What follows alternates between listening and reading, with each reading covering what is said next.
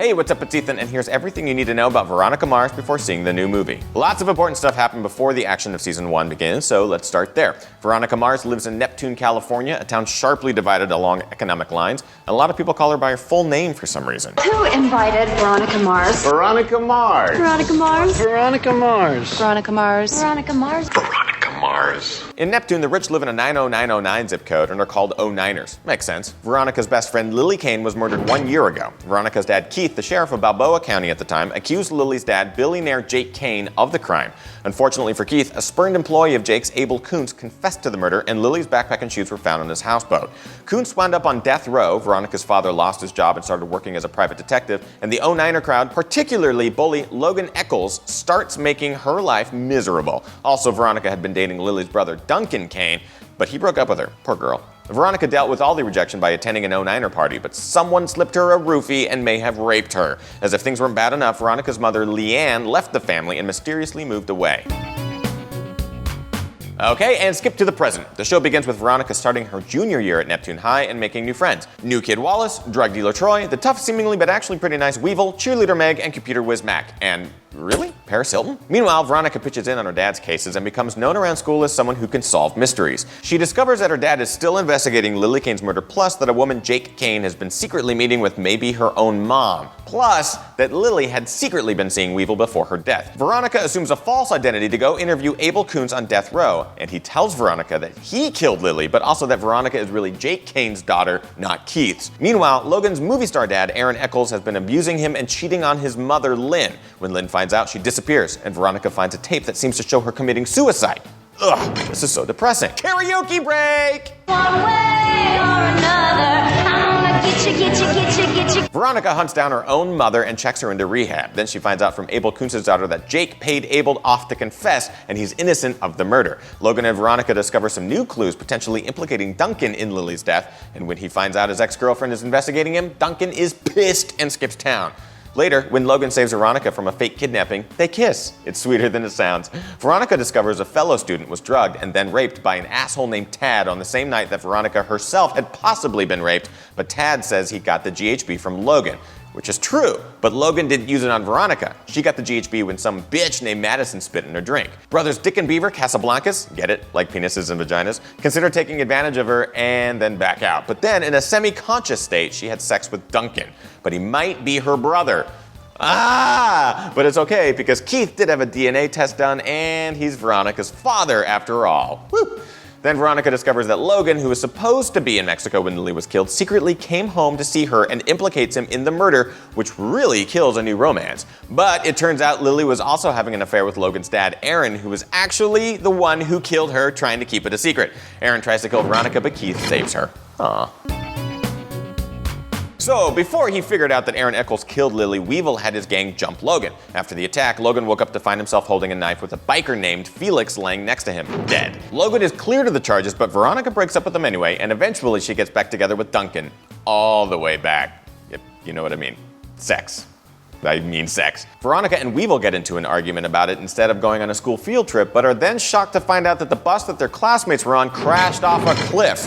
According to classmate Gia, They're all dead. but Gia's wrong. Meg did survive the bus crash. Yes, only now she's in a coma. Aww.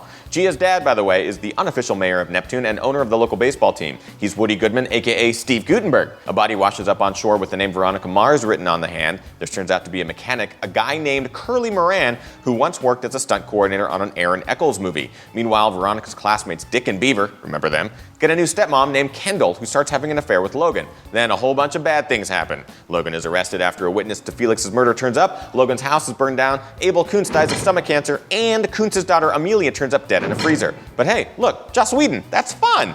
Veronica tries to clear Logan's name, but is threatened by a crime family called the Fighting Fitzpatricks, and Logan has to jump in and save the day.